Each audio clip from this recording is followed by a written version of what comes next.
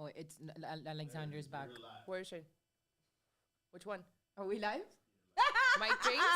Hey guys, hold on. Let's get our stalker out of the chat.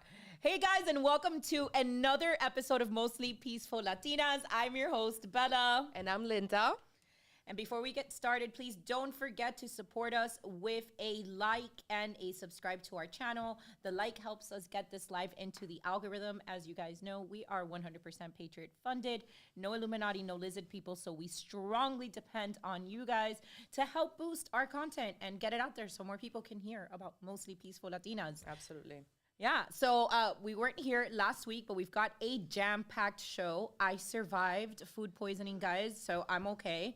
But we do have a jam-packed show. We're going to be talking about the toxic derailment that took place in Ohio, the U.S. Virgin Islands releasing emails between Epstein and a J.P. Morgan executive.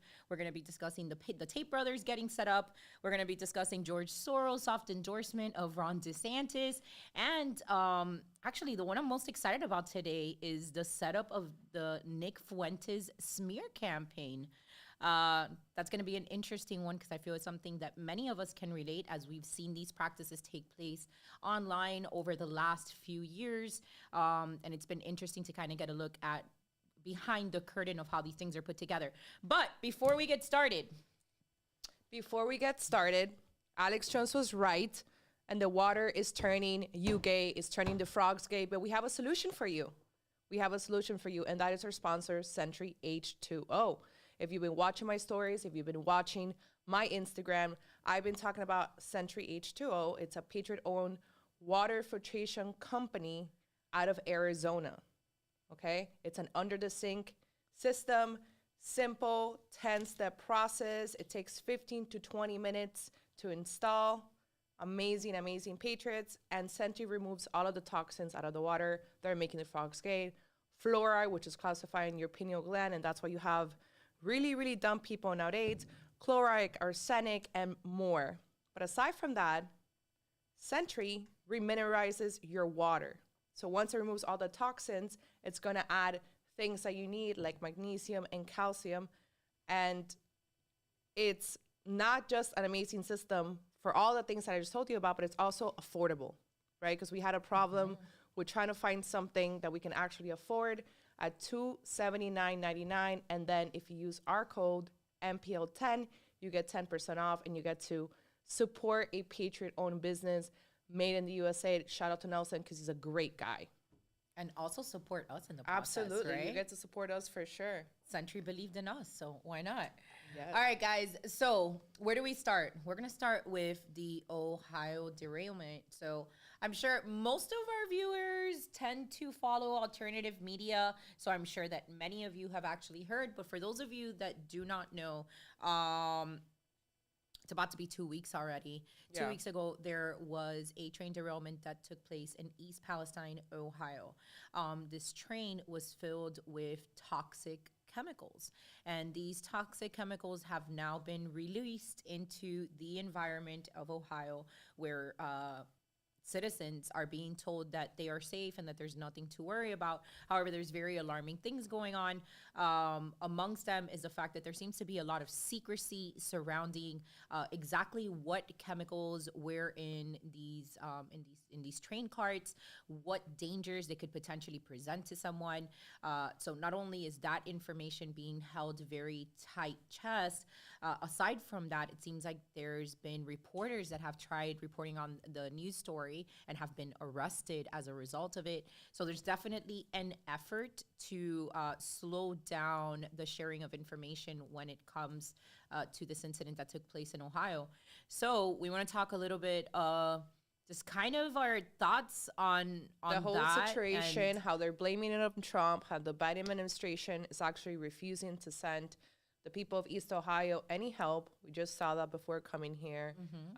Some of the videos that we found on TikTok, on the internet, what some of our friends are saying, like Inform with Anthony. And yeah, just give you our thoughts on that. I just want to put here on the chat really quickly. Hold on one second, guys. If you want to Bella. Hold on one second, guys. it's funny. I guess our stalker is back. Shocker! Welcome back. Welcome back to our stalker, For a those of you female that are stalker. unaware, Linda and I Have are a stalker. gang stalked on a regular basis. Doesn't matter By what a platform we're on. crazy woman. And she refuses to leave us alone. Nobody understands why. She doesn't want to leave us alone, and it's a really weird obsession. She watches everything. I think she has a lesbian crush on me, honestly. I think it's on you predominantly. I really think that she's a lesbian that's obsessed with me, and she wants to have sex with me, and I'm like, I would never, because I'm not a lesbian. And if you were, and if I were, you I would also never have date standards. someone who is that ugly and also loose, because the porn and the whole stripper situation is just not nice. But with that being said, Let's go back to Angel, Ohio. Angel, put up that first image from Ohio. Look at this blast. So this is the part that's actually terrifying, is that they're trying to write this off as it's no big deal, right? And I don't know, guys, that looks pretty much like a mushroom cloud, which is what we've been taught to look at for a nuke. And I guess that's the conversation I've actually been having with Natalie. If you guys don't follow Natalie Denise, you should. She's been doing great coverage on the developing story, as well as our boy, Anthony Cavazos has also been doing great coverage on it. But one of the things that I mentioned over to Nat, does the image look blurry on your computer screen, or is it just mine? I think it's just yours. Okay, then it's just mine. One of the things that I was discussing with Natalie is that this isn't the only train derailment. So this is just the one that mainly people are talking about. There's 6. There's 6. There's one in South Carolina. There's one in Louisiana. In fact, even here in Miami, not a train derailment, but I'm not sure if you saw that the It was in the garbage. No, it's in Doral. Yes, the garbage thing went on fire this week because my friend was in a group chat. So we have like a garbage mountain here in Doral, Florida. What do you call that? Like a landmine? Is it a landmine? A landmine, yeah. And it went up on fire, and my friend was actually worried because they decided to build like multi-million-dollar mansions very close to that area. It's right across the street. Literally, these people bought these $1 million properties across the street from this landmine, where their view is this beautiful trash mountain. And now this thing has caught fire. There's toxicity all over the air. Mind you, it's a few blocks away from the Trump Doral. It's not that far away from Trump Doral either. But again, it almost... Somebody in the chat just mentioned the movie White Noise, which I actually watched last night. This movie came out last year and basically very much mirrors the situation that we're seeing in Ohio, where it's a train derailment in Ohio with toxic chemicals that go out into the air and starts affecting people. And to, people say like the conditioning and the these people go through sometimes, the bad guys will plant into our TV or movies to kind of give us an idea of what's coming. And this movie, White Noise, mirrors it so closely. Oh, the one from Netflix, right? The one from Allegedly, Netflix. there is a show that predicted this. It's like predictive programming. I haven't watched it. I think your husband was watching it last night.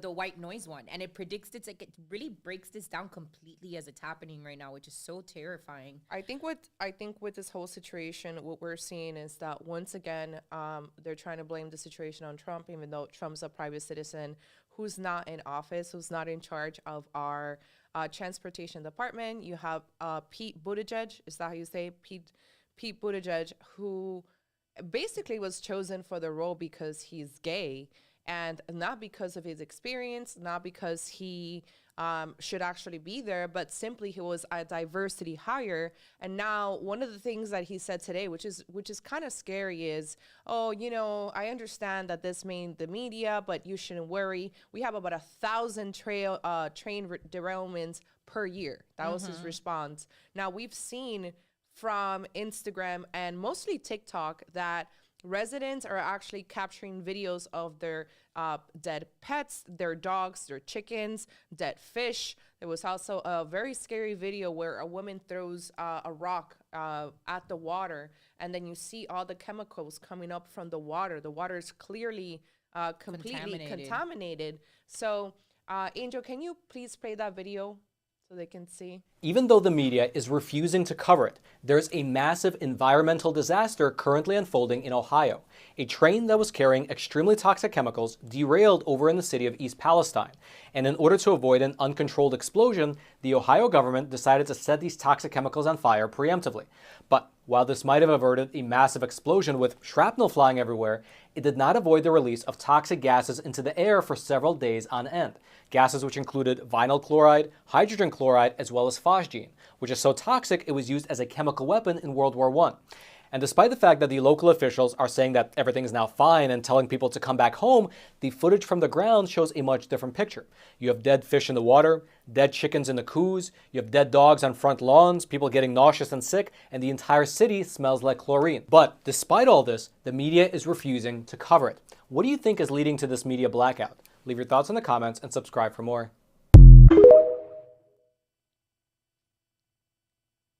Yeah. Someone said in the comment, this is a situation where mass gas and N95 would actually help protect people.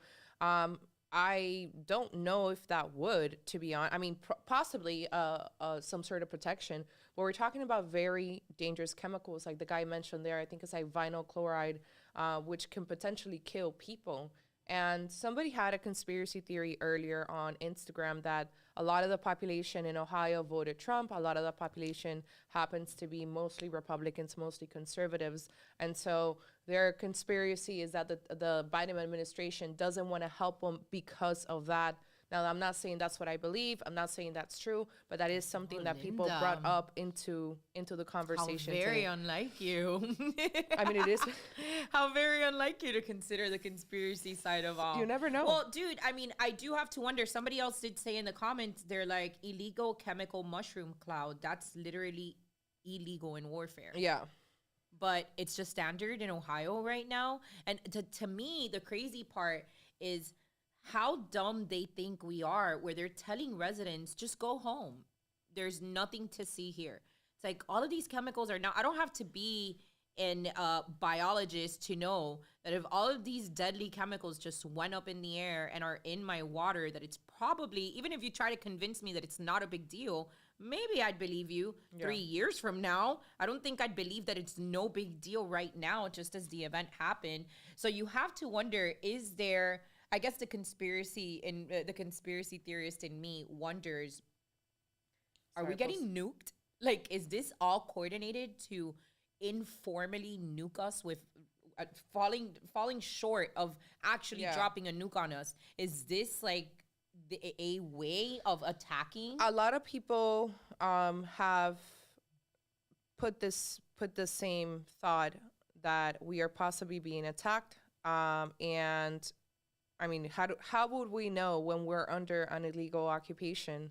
And well, it's legal, but we're under an occupation of people that truly hate us, and they could care less. I mean, they don't even want to send help to Ohio right now. So how would that work? You know, how would we know? I do know that there was somebody else I read on Twitter. They said that they work for a hazmat suit company, and that they had gotten direct order from their boss's boss or boss to produce more of these hazmat suits because something big was coming and they weren't told what it was.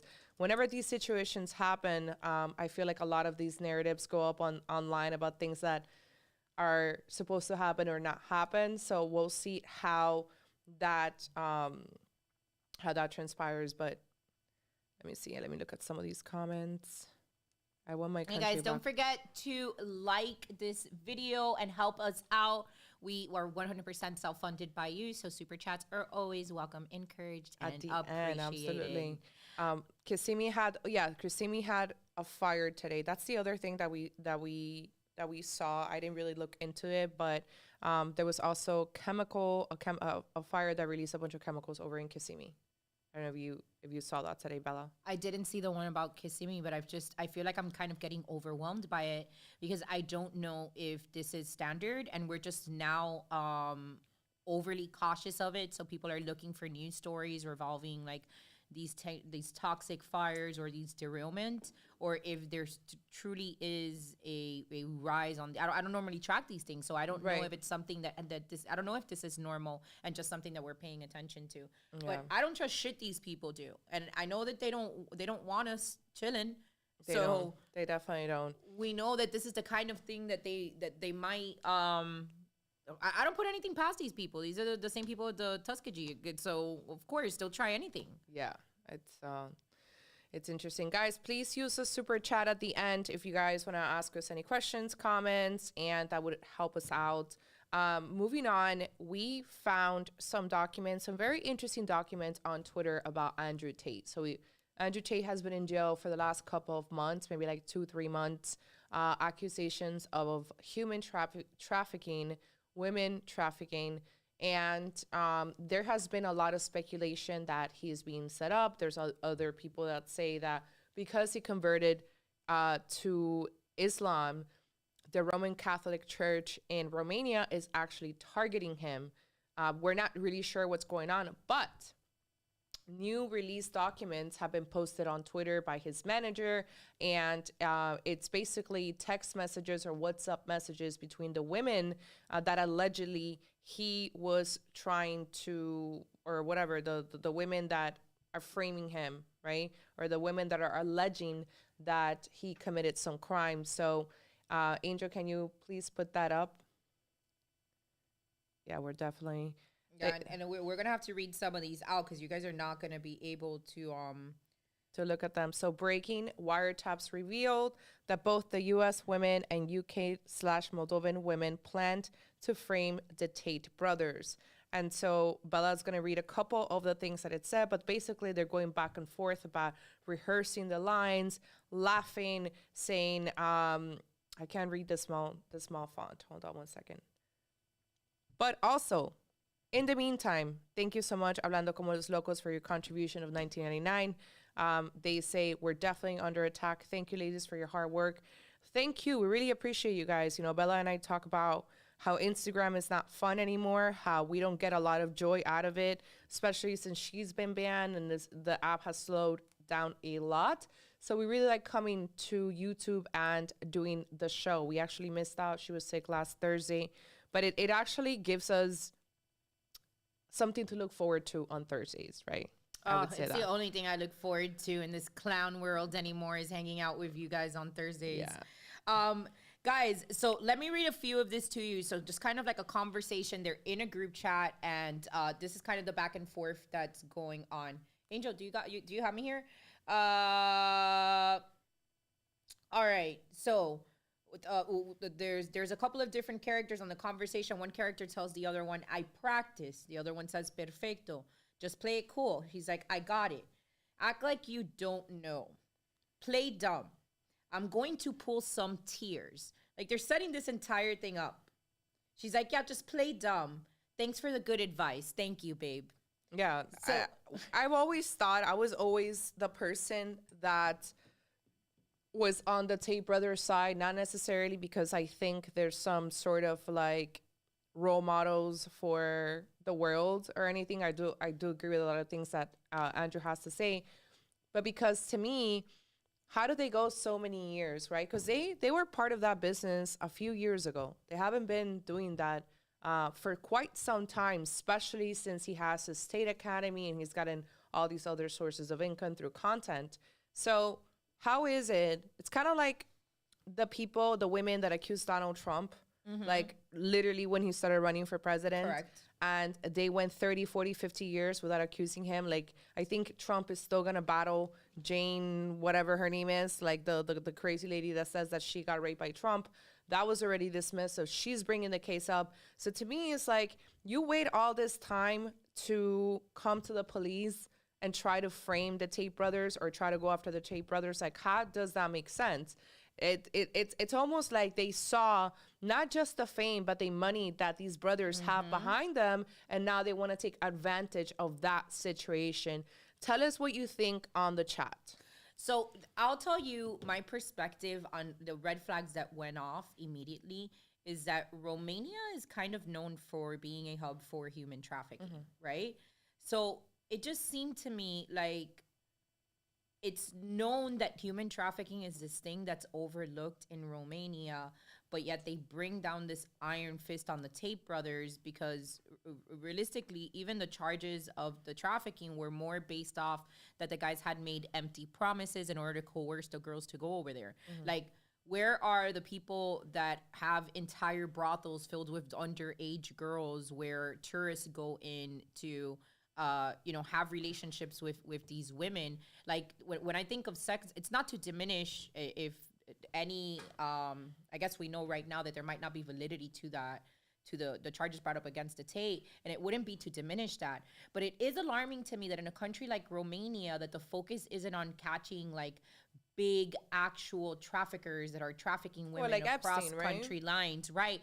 Things like that. So this like iron fist type of judgment against the Tate brothers was alarming to me because it just didn't seem like standard coming out of the Romanian judicial system. And I think it was Andrew or the brother, I'm not sure, who had actually made comments that they were already being persecuted by the Romanian government. Yeah. So to me, it's the inconsistency that kind of like raised a red flag for me, where if they don't have the same kind of action towards the average sex trafficker in this country, why Tate? Why Tate with all of the press that he gets and all the attention that he has? And I think that it goes to say a lot that we do live in a system that, particularly a judicial system, and it seems like it's a global problem, not just an American problem, that tends to lean towards women and is dismissive of men. And, it's something that we've even seen locally happened here. A woman can just decide for absolutely no reason at all, maybe because she's crazy, maybe because she's gotten shock therapy, maybe because she's whatever it may be, that she's going to make an accusation on a man that was didn't pay attention to her, or a man that left her, or whatever it is. Make an empty accusation with no real proof and have it still create enough of a disruption in that person's life where it affects the way that they're living. Right. And the judicial system is completely leaned towards catering towards these women that maybe have these like they could lie and create these sob stories. It is one-sided. Yeah, It's like we you're actually not- know of women who have lied about their ex-boyfriends wanting to kidnap their children and insane stuff like that. And then they get temporary injunctions, and then they have to go through the court process to be able to fight these allegations. So it's very unfortunate that we live in that society. And look, we get it. Like there are men who abuse women, right? This happens.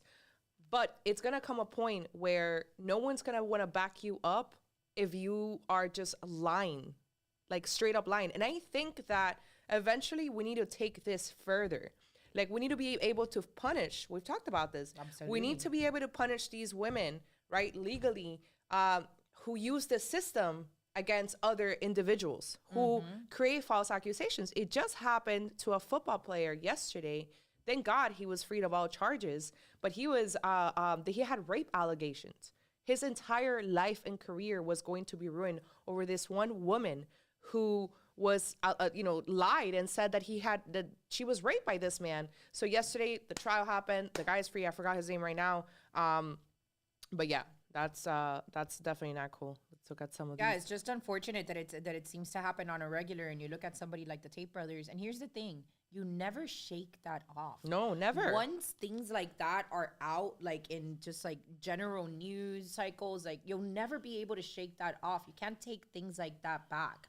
So now forever, the Tate brothers will be known as the sex traffickers, despite there not necessarily being the adequate proof there to back that claim up. Yep. Have you heard of the football player from Buffalo scared to admit what caused his heart issues in December? Yes, I have. Damar, right? Yeah, so I actually saw the interview, and I'll say this, I actually saw Officer Tatum's take on it, and that seems to make a lot more sense to me than he's just scared to talk about the shot. It seems like to me there may be some kind of lawsuit taking place, and for legal reasons, there's certain topics that he's staying away from talking about. We don't know who it is that lawsuit could potentially be towards. Maybe a pharma company, maybe the helmet company, maybe the team. I don't know.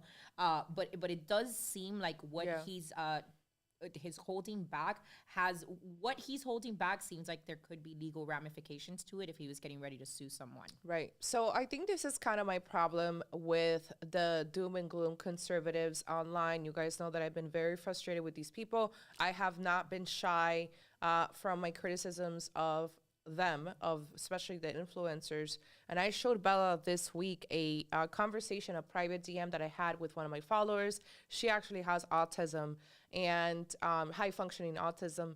And she DMs me one day and she's like, am I going to die because I took the you know what, and now I'm scared because I see all these posts and all these narratives. And it's kind of why I've shied away from trying to put that fear porn into people. Like both Bella and I, and the majority of you, know plenty of family members, I'm sure some of you here, who got this product, right? Who maybe had to do it for traveling, for work, whatever it was. Maybe you were coerced into it. Maybe you were scared. Maybe you believed the hype. Who knows what it is? But we do want to make sure that we're not driving fear, anxiety into our followers, right? Like I'm sure if I was posting about this and sensationalizing the whole situation, I would be getting likes and I would be getting comments, but I can't do that, right?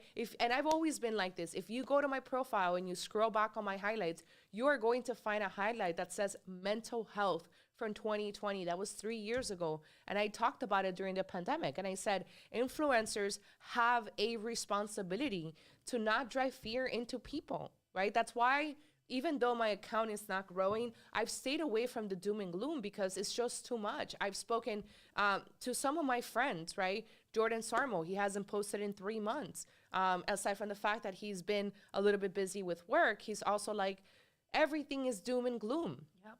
right? So if we sat here every single Thursday, right? That's why we try to make it fun and engaging and talk about other stuff and bring pop culture, because we can't sit here every single day and put into your psyche, right? It's very important that people understand the power of the mind, the subconscious. And if we do that, that's going to put fear and anxiety into you, right? So the whole thing with basically assuming that every single case of these football players or whatever happens to be from this particular product. I'll tell you guys what happened to me when I was in high school. I think I told you that. My boyfriend in high school had a terrible football accident, right? This was in 2006. And we were at our homecoming game. I was actually across the street from Publix. I got a call from the assistant principal asking me, where can I find Ryan's parents? I said, I don't know. They should be on the way to the game. This was our homecoming game. The parents were going to go. I can't find them. Ryan had an accident. I'm thinking to myself, Ryan broke his leg. Ryan broke his arm. Something like that, right? Like football accident. You think a bone is broken. This guy tackled someone, fell on the floor, started having seizures, and had to be airlifted to Jackson Memorial Hospital. If you get airlifted to Jackson Memorial Hospital in Miami, you know you're basically dying. Like, you know it's a serious thing. And so I remember back then that there was a lot of talk about the helmets and the football players, how they didn't care about these kids, how so many of them would go and play with aneurysms. What is it? When you get like a bruise in your brain. Concussions, and you're supposed to heal. Concussions like a bruising in your brain, but they don't care and they keep putting these players out there. So we truly don't know. I'm not saying it's not, but I'm not saying that it is, because I've had that experience with my ex-boyfriend, and it had nothing to do with stuff like that. Football players get hurt all the time. I think it's just a desire of people to want to have the bigger conversation. But we do fall into the grounds where now, because we don't know, then we're left to speculate. And I think that's the issue, right? Because there is no one openly talking about the negative repercussions that came with taking it. Right. Then you're only left to assume when you see somebody drop dead or pass out, that's what it is. It's the lack of conversation that increases the speculation, but it's also the increased speculation that increases the conversation, which is a conversation that we've never had more amplified than we do right now. So for all of you guys that feel like this isn't being acknowledged and this is the worst thing that's ever happened, I get you. I understand when you first start digging into the damage of just shots in general, it can become extremely overwhelming and enrage you, where you feel, how long has this been going on? How can we have been lied to like this? But also from people that have been having this conversation for a long time prior to 2020, I can assure you that if you talk to people who have been fighting this fight for longer than that, they will all tell you that never before, ever in the history of ever, has the conversation of this around juice, the juice, safety, manufacturer liability, testing, that conversation has never been had before, and it really needed to happen. It really needed to happen because the casualties that we're seeing from people that lined up to take it are not new. Yeah. There's always been casualties to every juice, whether they're mortal or not. There's always been casualties, and there's never been talked about like we are right now. So, the MMR, the measles, mumps, and rubella vaccine is a, we can't say specifically what it could potentially cause, but it has always been a very controversial pharma juice for reasons that I guess we could probably do this on Rumble one day. But as someone who is in the medical freedom, who's still a medical freedom advocate, guys, let's take a look at SIDS. Let's take a look at the U.S. that has the highest rates in the modern world, right? In the modern countries, in the first world countries, of sudden infant death syndrome. So what does that mean? That means that your baby goes to sleep at 6 months, 7 months, 9 months, before a year, and that baby never wakes up. They can't find a reason why. They don't find a heart failure or any condition at all. And not even suffocated or anything. They just come in, the paramedics, they take a look at your child, and they say, cause is unknown, and we're gonna So we've been having this for a very long time, it was normalized, right? What is happening? Oh, sorry. It was normalized, and now they're trying to normalize the same thing with the adults, right? And we just do not know exactly how certain pharmaceuticals affect people based on the products you take, based on your genetics, right? So it's definitely a conversation that we should probably have in another episode, but it has to be on Rumble. So maybe we have a special edition, right? We'll have a special edition to come on Rumble. Yeah. Moment of appreciation for our girl, Stacy Valerdi, who always takes care of us. Stacy, thank you so much. Once again, guys, your support is so appreciated because we really don't have anybody else to depend on but you guys. So thank you for that, with a $50 donation and $75 from Adam Silva saying, thank you, ladies, for always speaking the truth and calling it like you see it. So good to see Bella back behind the mic. So happy to support. Thank you so much for always coming through, Adam. It's really appreciated. Yeah. So, guys, moving on. Angel, now you could do it. Like, you almost killed our listeners. What was that? El desgraciado? Yes. Coño. He did it. This is our disgrace of the week. Disgraced of the week. Do us the honors, please. Do us the honors. Disgraced of the week. Guys, so the U.S. Virgin Islands, that has an ongoing investigation cases against Jeffrey Epstein and the sex trafficking of underage girls, has just released email communications between Epstein and a former high-level JP Morgan Chase executive, where basically they are having a detailed conversation about the exchange of young girls. Yeah. So in these conversations, he's basically thanking Jeffrey Epstein for the night out, telling him that it was very fun, that he enjoyed the company of the young lady dressed as Snow White, that the next time he would like to have a young lady dressed as Beauty from Beauty and the Beast. Yeah, so these very awkward conversations, there's no denial. Here's a picture that you guys are going to see on the screen. Here is the executive, and shoot, where's my email that I have with all of our notes? Blah, blah, blah, blah, blah, blah. What's his name, Jeff? I have it. His name is Jess Staley. Staley. Just Staley. So Mr. Just Staley, if you're seeing him there, he actually had to step down of his position with JP Morgan Chase and move on to Barclay because of the scandal surrounding Jeffrey Epstein. He actually had to step down from Barclay in 2021, again surrounding this this scandal. And I think it just goes back to the conversation that we haven't been having for the last 3 years, which is that Epstein didn't kill himself and that he didn't traffic kids to nobody.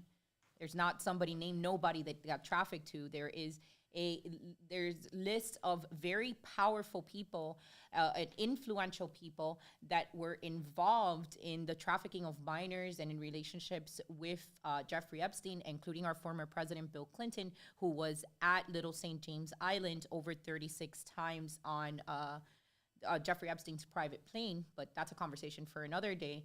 And we don't have that information. And it's kind of okay.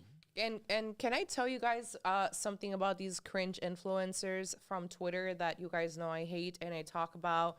Last week, I swear to God that I wanted to scream out of my building because they bring back the whole Jeffrey Epstein conversation. I'm talking about people like Mike Cernovich, the ugly Malaysian guy that you guys know I hate, Ian Miles Chung, some dude that doesn't even live in the U.S., and they're basically trying to say that Trump was part of the whole situation. This has been debunked 1,000 times. We know that Jeffrey Epstein used to be a member of Mar-a-Lago. We know that once Trump found out that he was hitting on a 14-year-old girl, he was kicked out of Mar-a-Lago. We know that Trump was the only celebrity or famous person, whatever you want to call it, who spoke to a special prosecutor when the whole case was going on back in the day. But somehow, some way, the people that are not pushing for Ron DeSantis 2024 are trying to incriminate former President Trump or President Trump as a member of this pedo ring. They're basically saying that 7 more trips have been discovered in the Lolita Express. And then when you go down to what the article actually says from the Daily News or the Daily Mail, whatever, it literally tells you that these trips were from Palm Beach to Newark. One of the times, I think he was with Marla Staple, his wife, and I think Tiffany Trump. And so none of them going back to Pedo Island, to Little James, right? Little St. James Island, I think it's what it's called. Right, it has another name, but I forgot right now.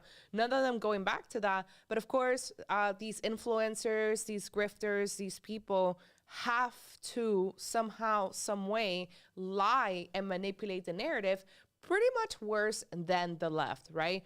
Speaking of Mike Cernovich, I caught something this week about him, which is that he's trashing Trump all day, calling him old. He's even talking crap about the blue dressing at Mar-a-Lago, which we've had, and it's actually spectacular. It's a delicious the salad dressing. He's talking about the salad dressing at Mar-a-Lago, dude. I can't, dude. Like I swear to God, like I hate it. These are like fighting words, bro. Like these are fighting words. Like it gets me hot just to like. You know how ghetto you have to be to make commentary to criticize Trump by criticizing his salad dressing. Yes. He's like, oh, like that disgusting salad dressing from Mar-a-Lago, blue cheese. Like somebody go check on the old man, and I'm like, bro, you're just pissed off that your wife is not hot like Melania. She's some like whatever chick, that you're not famous. And guess what? I go to Amazon to find that Mike Cernovich was selling a Trump How to Become MAGA or the Best of MAGA. So if you go on Amazon right now, today, as you are on this chat,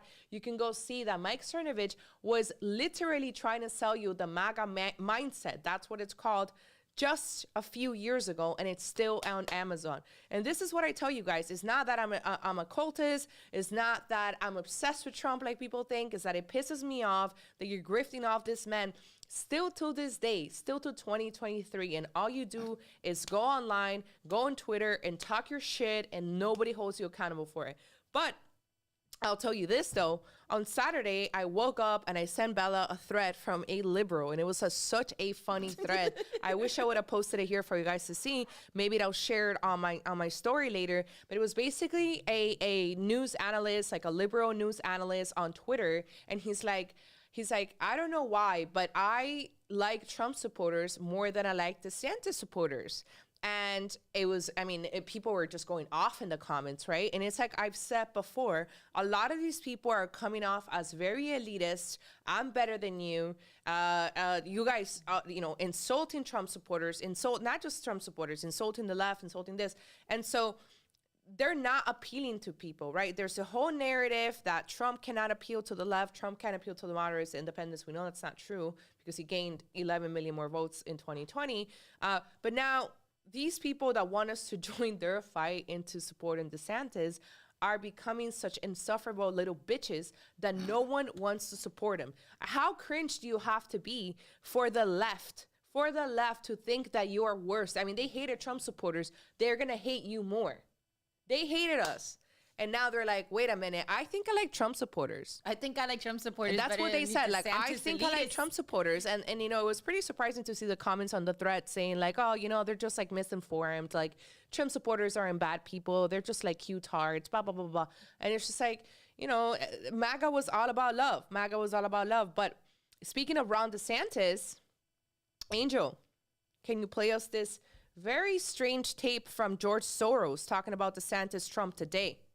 Let's hear it. 24 is that Trump and Governor DeSantis of Florida will slug it out for the Republican nomination. Trump has turned into a pitiful figure, continually bemoaning his loss in 2020. Big Republican donors are abandoning him in droves. DeSantis is shrewd, ruthless, and ambitious. He is likely to be a Republican candidate. So that is George Soros. Poniendo a dormir a la gente de aquí. George Soros.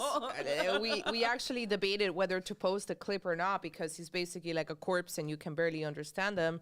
But Mr. Soros had a few things to say about Trump, how he's losing it, and DeSantis is, I guess, going to be the nominee because of X, Y, and Z reasons. Now, of course, we're not saying that this is a direct endorsement to DeSantis, but it does bear the question of why Mr. Soros, along with the entire establishment, are so afraid of Trump, so afraid to have Trump back.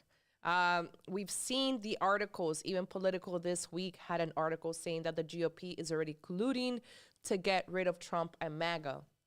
We've seen how so many people, including Jeb Bush, are trying to use Governor DeSantis as the replacement for Trump.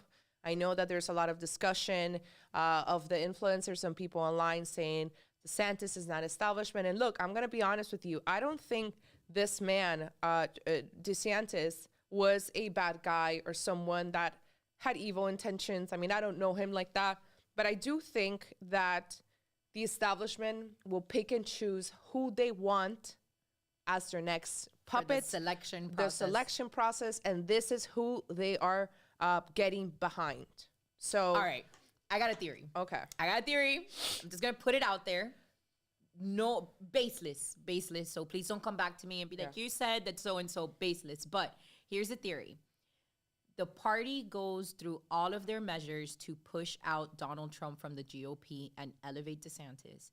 And Trump says, F you, and runs third party America first against DeSantis. And we actually see a DeSantis. How exactly does that work? Like, final election, we'll just see DeSantis, Biden, and Trump on a ticket? It's possible, but I just don't think that DeSantis can actually gain that much support at all. Like, I don't know how they're going to finesse it. Precisely they're why. They're going to have to finesse it in a way that it's going to look real because he just doesn't have that support. He doesn't. But they are finessing it already. The majority, they are. They did it with the super landslide win in Florida. By the way, elections can be rigged on both sides. Sometimes they don't have to be cheated completely. Well, but, your boyfriend, I got to say something else. But, to me, it's just one of those things where I feel like they are getting ready to put the fix is already in. And it's almost like, how do you get around that? It's like, well, if they're trying to take away Trump from potentially being the contender for the 2024 campaign for the Republican Party, then why not just leave the party and go off on your own? And I know that people, the argument that I get, it's like, well, he's going to be splitting the Republican voter. But here's the thing. Is he, though? Like, Trump supporters are going to follow Trump. They don't vote for Trump because he's a Republican. No. They vote for Trump because he's Trump. So wouldn't Trump supporters, like, even if they're voting Republican all the way down the ticket and then voting America first for Trump, they're going to follow. Trump can run. There's a lot of people that actually didn't show up to the 2022 MAGA people that didn't show up in Georgia and other places because simply Trump was not on the ticket. And it's, I think what Reina said, right? People who don't follow politics only know Trump's name. And that is exactly why Roger Stone tapped Trump many years ago before he even decided to run. Roger Stone, we've had him on the show before. The show was on Rumble. He is probably the longest and smartest political operative that is still alive. I mean, this guy's been around since Nixon. And Stone said, someone like Trump has the household name. So you are absolutely right in the sense that people who don't follow politics know him as the guy from The Apprentice, as the, very lavish billionaire lifestyle dude from New York, and all around the world. I mean, Trump is a household name. So I just don't see how they're going to try to, they could finesse it like they have. Perla's comment is exactly what I've been telling Linda, which is that she writes, also, a lot of Americans would vote for Trump because they associate a better time and more favorable economy under Trump, not because they have all of a sudden turned conservative. Right. You're absolutely right. We're going to have plenty of Democrats and libertarians and MPAs that are going to vote for Donald Trump, not because they believe in conservative values or because they're pro-life or because they're pro-Second Amendment, but because their personal circumstances were so much better under Donald Trump that they will associate that winning period in their life with a Donald Trump presidency. Therefore, it doesn't matter what party affiliation Trump runs under, he's going to get the vote from the people that support him. There's zero way that Vivek or whatever will get the nomination. Nobody knows who he is. No, I mean, like, literally probably 1% of the entire country, maybe 10% of the GOP cares and knows who that guy is. I just heard him today for the first time on Twitter because there was a thread going around saying that he should be president. First of all, I'm not really comfortable. This is going to sound wrong. This is going to sound really wrong. Kind of like when I think in Spanish, Bella, and then it just comes off as really, really wrong. This is going to sound wrong. I don't know if I want to say this. I don't know if I want to say this, but I'm not voting for a dude that is not American. I mean, I'm sorry. He's just not. Like, I'm sorry. We already did that once. He doesn't represent the majority of America. And that's it. That's all I'm going to say about that. Francis Suarez is also going to try to get a bid for president. He's actually been campaigning. Bro, that's going to be a fun entire time for us. That's going to be a fun time. That's going to be fun. Hey, listen, I like the mayor sometimes. Yeah, I'm not going to knock Francis. He's not the worst. He's not the worst. He's not the worst. He's not the best, but he's not the worst. Going back to what Perla said, I actually have friends and people that I know who didn't like Trump. Right? And that's what they talk about. And this week, Anthony Cavazza sent us a reel, right? Was it a reel from one of these Mexican accounts, like So Mexican or Also Mexican? And it's an old video of Trump in the White House when he was president. He's putting out this cowboy hat, and he had like a cowboy convention or something in the White House.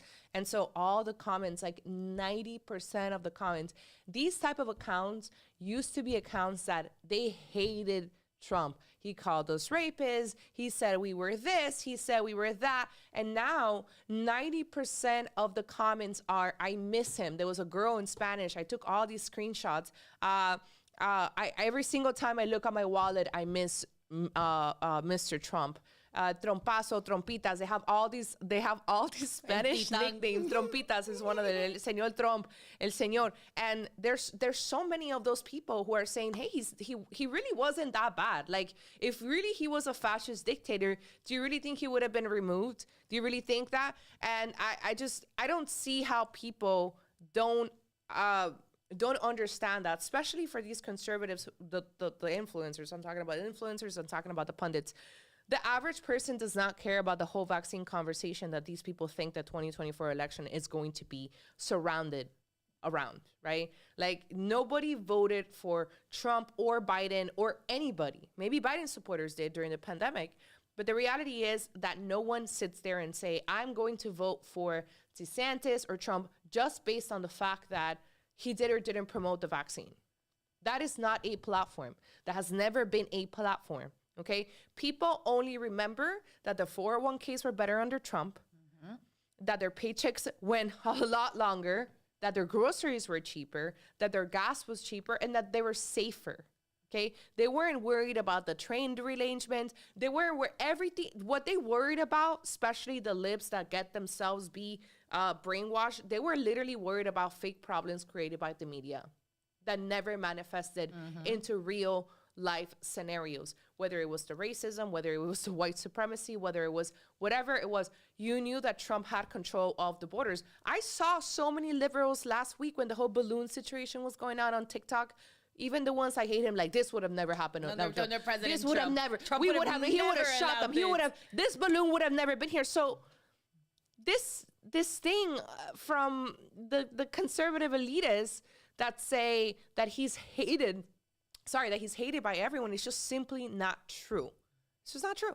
Well, he wasn't hated. And I think that 2019 was a real testimony to that, when we saw so many people that considered themselves to be liberals start finding out that it's like, wait, the media's not telling me all the things that I should know about Donald Trump. And then as you start finding out these things, you're like, wait a minute, this guy's kind of based. Like, this is awesome. Somebody just said, I want the president that's going to abolish the Federal Reserve. Well, shit, the first time I heard that Trump was saying that we needed to abolish the Federal Reserve, I'm like, look at this guy.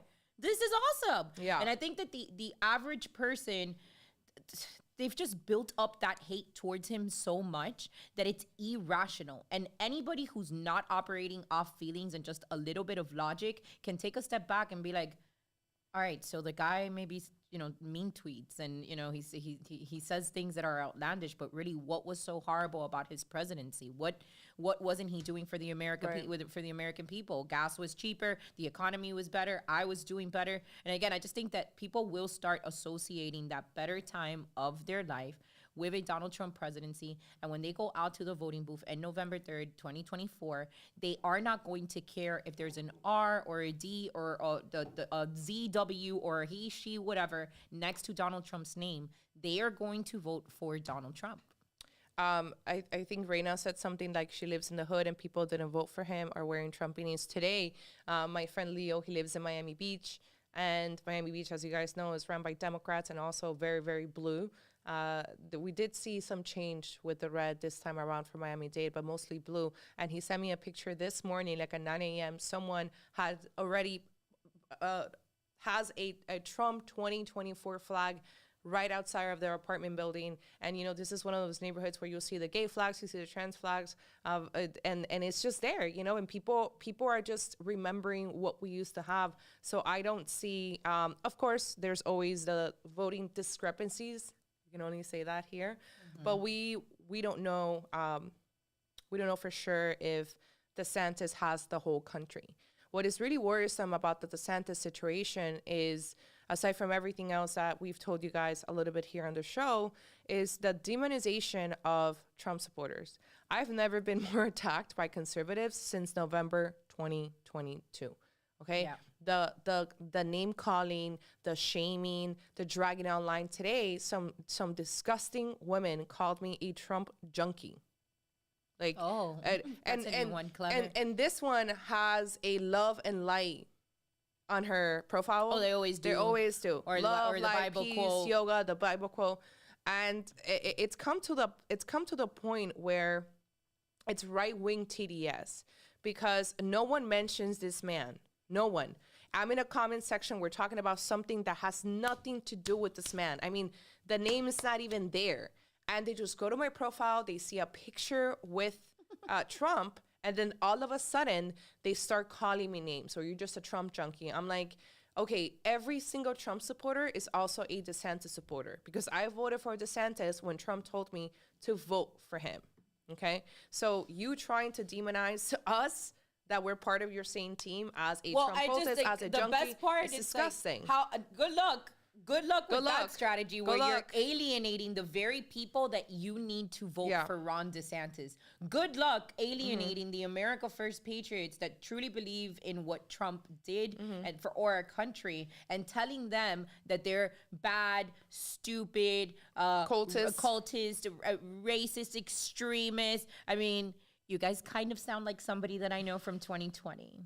Yeah. You're sounding a lot like that group of people from Like, 2020. Absolutely. Big shout out to Big Clips. He says people are forgetting that Trump didn't just run against them, but the entire establishment on both sides. GOP and its donors want things to go back to pre-Trump 2016, where it's red. Absolutely, that red versus red. That is it. You know, Donald Trump is the closest thing that we've ever had to an independent president, but he knew exactly that he needed to be under a Republican ticket to be able to get that vote. And I don't think we'll ever see anything like it. We may see a split in the party, and like Bella said, perhaps a DeSantis, Biden. I don't think it's going to be Biden. I think it'll be Newsom. Well, I mean, he's running, so I mean, he's the president, so he's going to be an incumbent, right? Right, but if he runs, I guess he has hinted to the fact that he might says not run. yes, but they're saying that they're trying to position him in a way where Newsom will take the win. That's just what I heard from Twitter. From the Twitter Dems. You guys know that I like to go on my little Dios Twitter mío, la Virgen escapades, María. you know. But at least Newsom is younger. He's good looking. He has a family. He appeals to the crazies. I agree with you. He's well spoken. And here's the thing with that argument that Linda's making right now, right? I feel like the worst part about the Joe Biden occupation is the lack of respect these motherfuckers have for us.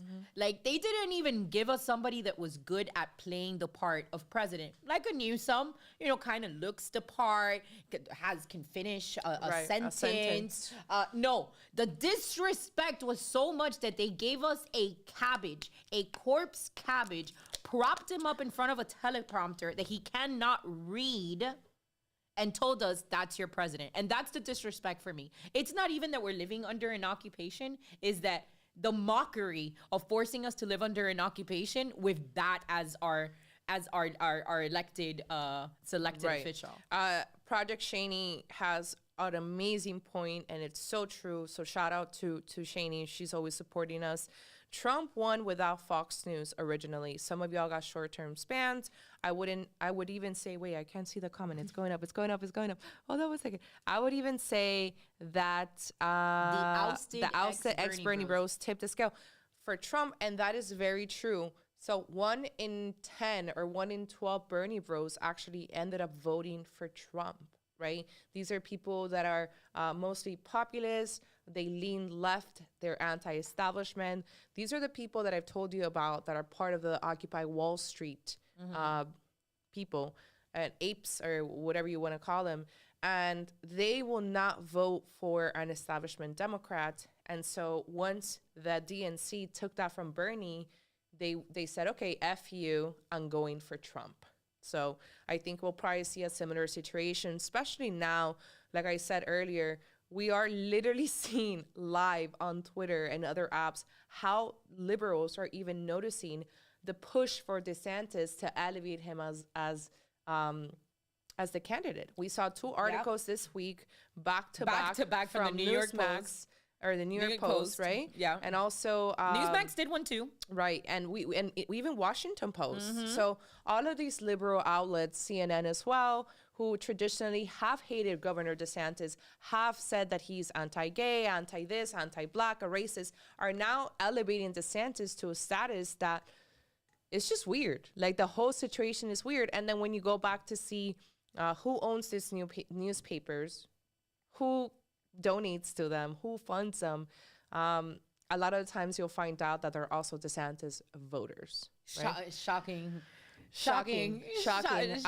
to anyone. It's, you know, I love that Janet writes in the comments, she's like, ex-Bernie bro here, California for Trump. There you go. Because you know what it is? What they're trying, a lot of people think like the inconsistencies of election and they automatically jump to the day of and machines and ballots and whatever. Okay, fine. Let's have another conversation. These people work the primaries like you have no idea. Yeah. By split the vote. by splitting the vote, inflating numbers on one side to the other, contributions to one candidate to give them an unfair advantage, giving one candidate press over another to create more hoopla around that candidate. You guys really want to talk about the fix being in? That happens during primaries. By the time that a candidate is already selected to represent the party, you're already stuck with the rhino or whoever it was that they were going to place in front of you. Primaries is where they make their moves. And I think that the Bernie bros, where because liberal media is, of course, more easily accessible, the Bernie bros felt that loss first when they saw the Democrats work all of these moves in order to cheat Bernie out of the pick that he should have been. Which is why so many of them wrote Harambe onto their ballots in 2016. There was also yay 2020 votes, remember? Yeah, people were like pissed off about that. There was also because they yay. did it twice to him. They They did. did it to him in 2016 and they did it to him again in 2020. And here you have these people that already feel like outsiders because the people voting for Bernie don't necessarily feel represented by the Democratic Party either. So here are these individuals that already feel like outsiders now seeing it for themselves that the system works against them. So when we conservatives say the system's working against us, they're not thinking, oh, you conservatives are wanting. They're like, yeah, the system doesn't work for any of us. Well, I didn't put this there, but I told them I was going to talk about this. You know, you've seen my stories about the grift that is the Florida legislature. It's not just the governor. It's also the legislature. The governor does have an amazing public relations team that happens to grift and manipulate whatever he does into a much greater story than it actually is. Take what happened with Disney. They were supposed to get rid of the tax district for Disney. In fact, you and I were at that press conference in Hialeah with our entire little squad. I have the video where DeSantis says, and I even went back to listen to what he said because I have that recorded on my phone.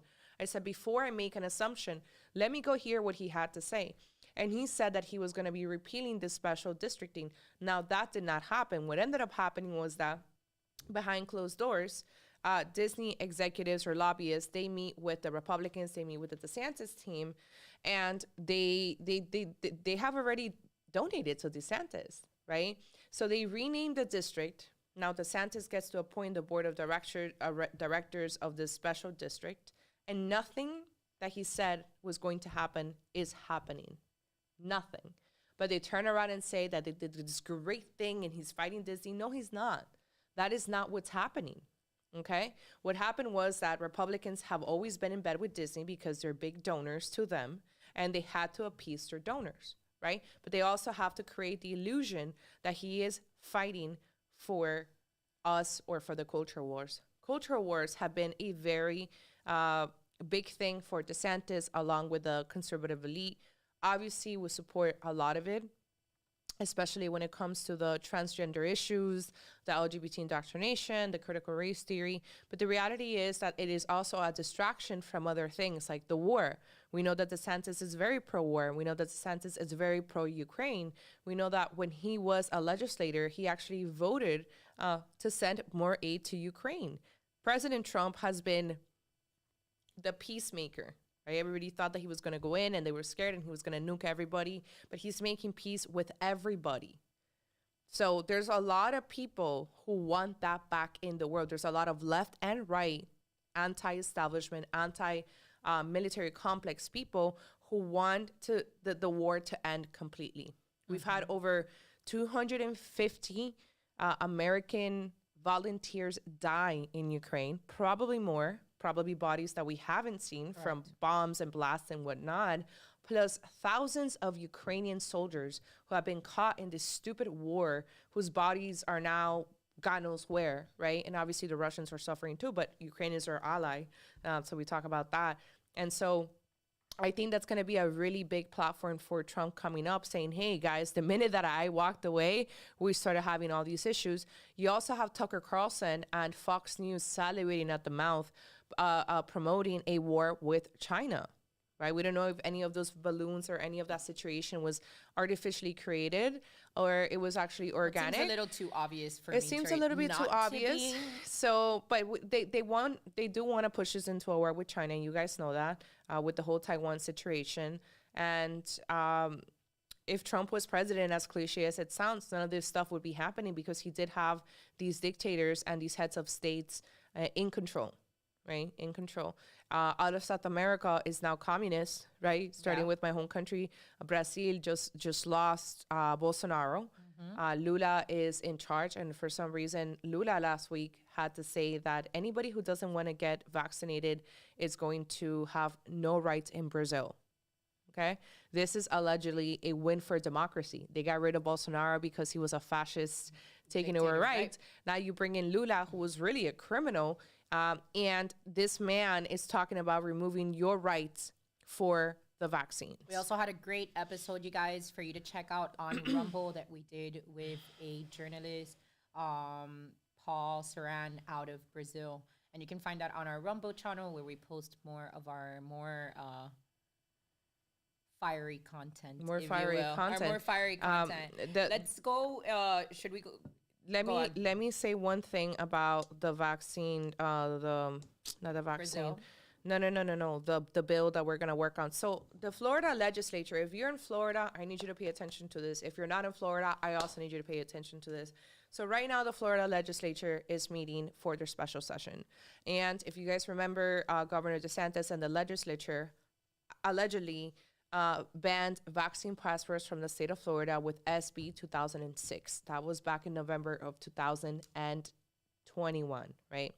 What that created was actually a medical discrimination for people, and I posted about it this week with examples of Miamians and Floridians who have faced medical discrimination here in Florida, allegedly the freest state in the nation. This is the problem with deceptive legislation, which is that with SB 2006, the perception is it's got a real cool name to it. We're going to ban vaccine passports, and it is celebrated countrywide.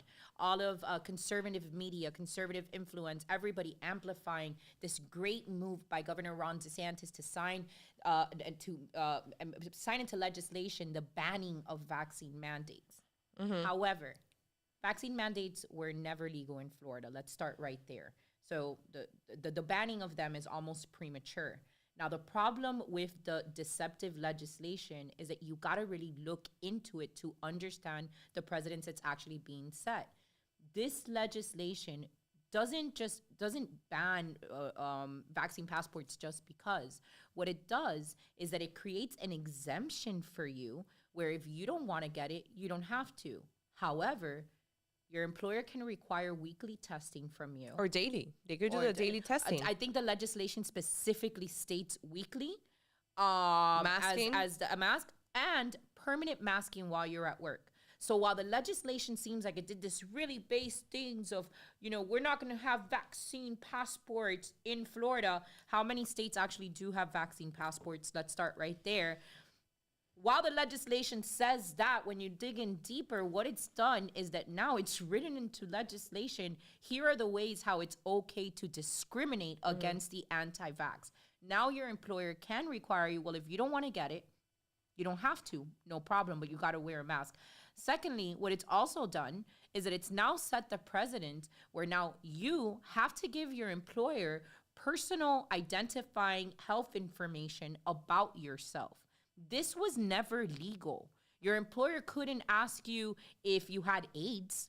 Yeah, the only time where this was already happening pre-COVID was in healthcare when nurses or doctors or anybody in the medical industry refused a fluid pharmaceutical juice, and then they said, okay, no problem. So throughout the entire flu season, you have to wear a mask. And by the way, if you look up some of these cases, there's been one cases by nurses who have sued the hospitals for medical discrimination and won. Because what it actually does, it puts a scarlet letter on you, right? And nobody else is walking around with a mask. You're walking around with a mask, and everyone's like, haha, that's the unvaccinated nurse that doesn't care about any of us. I had a follower that DM'd me this week, and she said that here at Baptist Hospital in Miami, she was forced to eat in the car, masked the entire time, and then forced to eat in the car her lunch because they were discriminated against her. I know that Jackson Hospital here in Miami-Dade, these are people who refused to take the flu shot. This was prior to 2020. If there was no option to wear a mask, you could choose not to take it, but you weren't put on the schedule during flu season. There you go. So you didn't work. You can choose not to take it, but then we can't put you on the schedule for these upcoming days. Guys, don't forget to share. Please like, subscribe if you haven't already. 100% self-funded, no Illuminati, no lizard people. We only depend on you guys to get us through, grow our channel. Go ahead. So sorry, because I just want to finish this thing. So anyway, so what we're going to do, and I'm working on this project with Stand for Health Freedom here in Florida, is to fix that piece of legislation. The new piece of legislation is going to be a civil rights medical freedom bill. I forgot the name right now. But basically what that is going to do, there we go. SB 222, Historic Civil Rights Bill, Protection of Medical Freedom. So here's how this bill will protect you.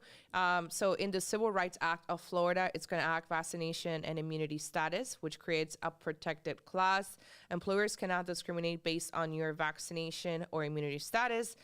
Cementing into law no vaccine passport, which protects you from the social credit system, protects you from crossing the state line or being handed over to the federal government. So I will be talking about this a lot more on Wake Up with Linda, and getting help from you guys to contact our legislators. We need to be blowing up their phones. We need to be emailing these people. We need to get the Florida legislators and Governor DeSantis to sign this bill into law by March 7th. Okay, I want to make sure that you guys know that. But before we finish the show, we do have one more thing to discuss with you guys. If you have seen my story today, I was talking about PR. I was talking about narratives, and how some of these narratives are planted in the conservative space, and most people don't realize that they are, like the TikTok situation, which is that TikTok is a Chinese spyware. Nobody can actually find the evidence of that. But it's just a narrative that was inserted there from a PR company. And now we have a story that I just ran into yesterday, or I just found yesterday. If you guys remember Nick Fuentes, he's allegedly a white supremacy, allegedly Emphasis on allegedly a white nationalist. And now he's working for Kanye West, or Ye, formerly known as Kanye West, as one of his 2024 campaign associates. And Nick Fuentes, somebody leaked a campaign from an agency called Influence, right? So what Influence does, it's a PR agency, it's a digital agency that contacts influencers, mostly the political or any type of influencer, and gives them a job, a paid campaign. And that paid campaign has a certain narrative to drive. Angel, can you please put that first screen, the one that says Fed Fuentes? No, not that one. There's another one. Yes, that one. So I don't know if it's there yet. Yeah, it's already on the screen. It's already on the screen. So this is basically what was passed around online, or I guess somebody was approached and they decided to leak this to the internet. It comes from a company called Influence, and they're basically paying influencers to drive the narrative that Nick Fuentes is a Fed, because that is the easiest way to discredit someone in our who movement. has power. So what do? You start this campaign so that you don't need to do the attacks on Fuentes. You turn his own audience against him by planting the fake story that he's a Fed. Now, have we seen this before? Well, we've seen this before. Does this sound familiar to you guys? Everyone is controlled up. Everyone is a Fed. Everyone's a honeypot. Everyone's a Mossad agent. Did it ever possibly occur to people that maybe, just maybe, those narratives are being driven so that they can discredit any person that's making strides, challenging the narrative, making moves. This is what they do. Linda and I have been on the other side of these PR campaigns. Yeah. When she sent me this, I was shook because I told her, I was like, you'll never believe this. I'm like, you'll never believe what I found. it's one thing Ever. to experience it and say it out loud, and you almost feel crazy. You're like, dude, like there's an operation being ran against us, and you're like, kind of like blow it off for a while. It takes you a while to accept that that's what's going on. But it's a completely different thing to see the strategy written out on paper in black and white.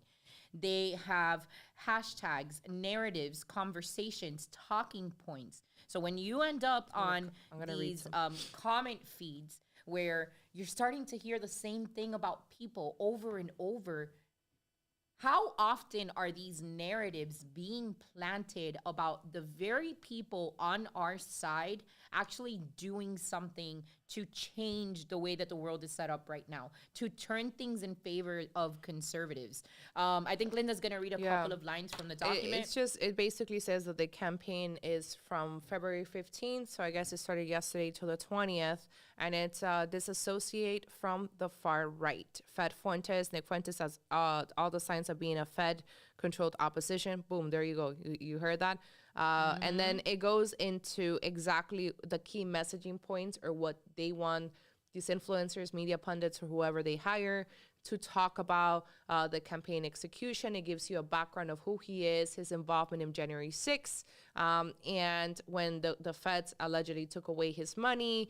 They're trying to say that he was actually banned from airlines or put on a no-fly list, not because of the feds targeting him politically, but because he threatened a flight attendant that he was going to choke her or something like that. So I'm just,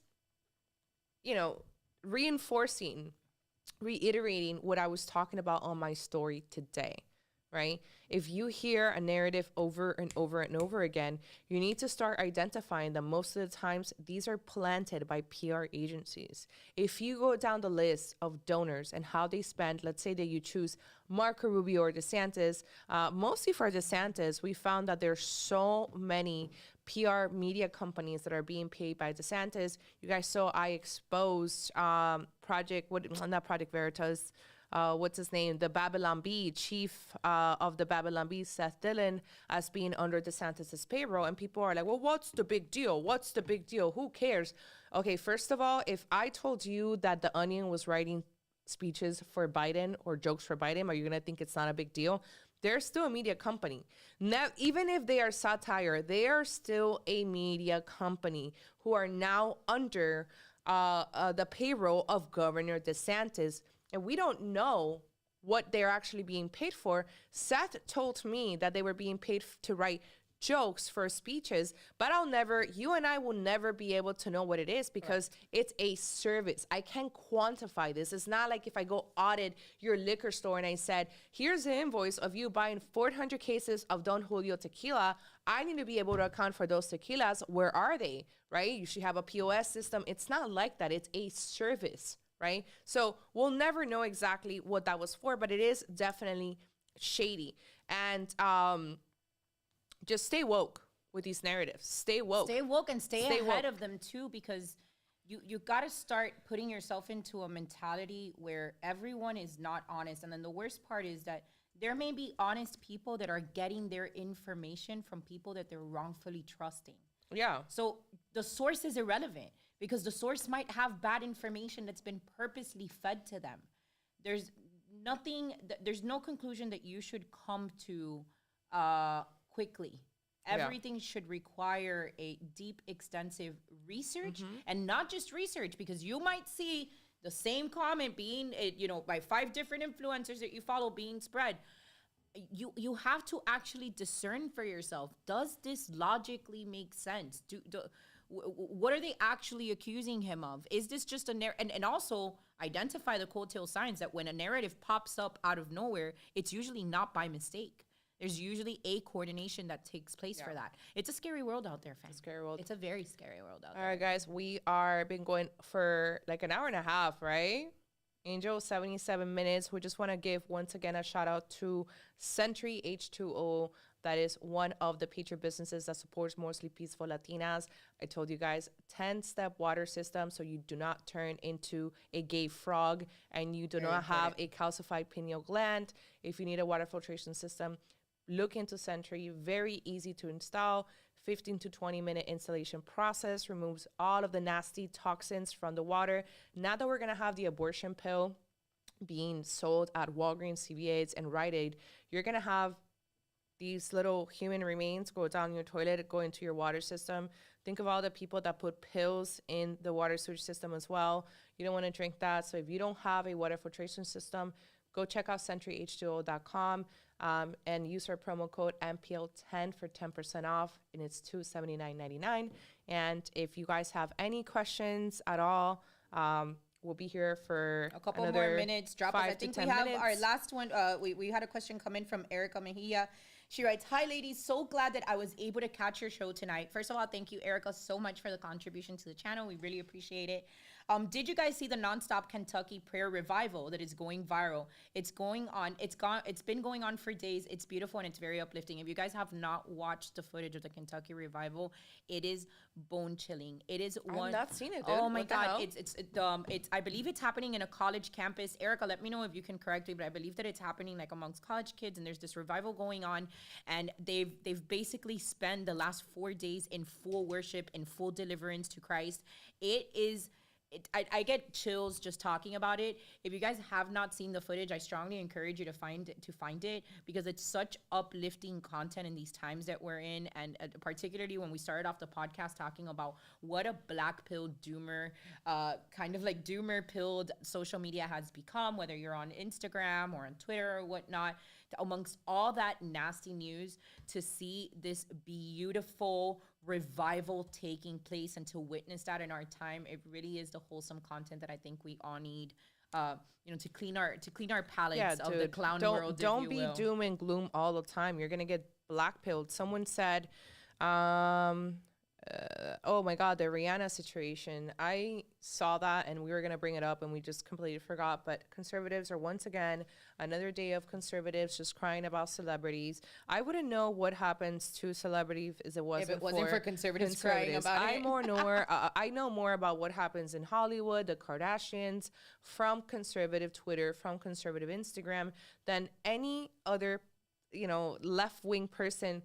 Not even my Democrat friends talk so much about celebrities as the right does. And today, I guess Rihanna released her new magazine cover for Vogue, right? With her boyfriend, A$AP Rocky, and their new baby. And obviously she's pregnant. And so she is the center of attention. And it obviously looks like she is the leader. She's leading her man and her man is holding the baby. So I understand kind of like where they're coming from. But at the same time, hello, she is the star. The article is about her. It's not about her family. It's not about A$AP Rocky. It's about her. So conservatives have spent the last 5 to 6 hours crying about it, talking about, oh, this is what happens to men. They get emasculated, This stuff. It's like, you guys are just so annoying and insufferable all the time. Like, same thing for the Super Bowl. They had a problem. I mean, we thought the performance sucked. She wasn't great. Obviously, she has a great voice. I've always liked her, but she's not a good performer. And it was a pretty boring Super Bowl performance. But at the same time, she wasn't showing her titties and ass and being degenerate. And I guess at one point, she grabbed her crotch and smelled it or did something kind of nasty. Ew. She did something like that. I didn't catch that part. Ew. But of course, everybody was all up in arms about it. And it's just like, you guys already know how the Super Bowl is. We saw Janet Jackson's titty a few years ago with Justin Timberlake. We've seen all these things. So either shut the fuck up or tune out of the Super Bowl or just pause it because of your children, and then they're like, oh, well, we want to demand. What makes you think that because you demand the NFL, who's super woke, you guys know that, because you guys cry on Twitter, all of a sudden they're going to just put like Luke, whatever his name is, like a Christian band or something. The era of Whitney Houston, the era of Michael Jackson, unfortunately, they're dead, and actually, that's not going to happen. Rihanna's the closest you're going to get to that, because I don't think Rihanna's covered by any record label. She didn't do anything overly satanic. Exactly. That you. They were crying about the red, and they were crying about her throwing up the You called rock, it. You the called no, out I called it. I literally predicted it. I'm Linda, like, put your hands down. I literally predicted it. I'm like, she's gonna go like this, and they're gonna fucking lose her shit. Oh, and fuck. they're gonna That's cry. where they're gonna get. That's where the Q-tards are gonna get the still frame from, and that's what they're gonna use to say that we're Illuminati, bro. Last Thursday, Come on. when I was in this Saul's Valuetainment podcast, I told Bella, I was like trolling her, and I was like, I sat like this for so long, just hoping that one of my enemies would catch me. Like I purposely Right, but you did see, it. you're I doing it purposely wrong now did it. because right there you're holding the triangle backwards, and any good Q-tard knows that that is the sign of defiance to the Illuminati. Well, What you can't do is what you were doing earlier. I'm not gonna do it because you're gonna catch me slipping. I'm gonna do it. I've got these throw pillows at home on my bed, and they've got these like little triangles on them. And the way that they're set up is that you have the zippers at the bottom. So I had it. But what I do is that I'm so paranoid because again, schizophrenia of the conspiracy theories, that I turn the pillows backwards so that the triangles are facing down, because we ain't gonna have no forward facing triangles up in my house. Dude, it's actually a pretty comfortable pose, like when you're sitting, or when you're like having a speech. Not necessarily like this, but when you're like this, like the Andrew Tate. No, seriously, when you're doing a speech, a lot of times you just I've done Well, it. when like, you're public speaking, unconsciously you just go like that. But we live around retards around here, and that's just what it is. Trump does the upside down triangle. Yeah, most people do. Like if you ever do a public speaking event, you'll see that a lot of times it comes naturally. When you're trying to articulate a point, I guess when you're trying to be cool, and when you're not Latina, because when you're Latina you ain't doing none of this. You're doing a lot of this. A lot of this. All right, guys, any other questions in the chat? Going once, going twice. No. Yes, I was on Valuetainment. You can go catch me on the SOS Talk podcast last Thursday. Forgot the name right now, but I did post a clip on my story. Pretty interesting people that they bring on that show. They invited me today, but I was not able to go today. But they do talk a lot about like the Andrew Tate content and what's wrong with both men and women, both genders in society. We had a crazy like tantra people. She was so insane. I was just wondering where Shuda was at. Oh my gosh, I was just wondering. We thought you left us forever, Shuda. On my life, that we were gonna finish this episode, and I was gonna turn around and ask Linda, "Yo, where's Shuda at, bro? Our boy hasn't been around in forever." Shuda, thank you for coming through. I hope all is well and sending you much love. We hope that you are well, successful, glowing. Catching flights, not feelings. Damn, I miss him. Well, you got to come back to the show. But all right, guys, we got to disconnect now. We've been going on for 86 minutes. Wow, that was long. There was a guy with 3 girlfriends on the show? Yes, 4 girlfriends on the show. 4, all right, not 3. Well, 4. I guess but we want to have that guy. He used to be an ex. He used to be a porn star, and now he actually speaks against it. And he said, when I'm back, I think he's going to be back in March. He's in Dubai right now. He actually hangs out with the Tate brothers, I found. And I know it's true. I went to stalk him, and it's all true. We'll have Sterling on the show, and you guys can ask him questions. He's an ex-porn star, a pretty interesting guy. Shuda, the glowing, but not like a Fed. On that note, guys, thanks so much for joining us. Please like and subscribe if you liked our content. We strongly depend on you guys to grow, and we will see you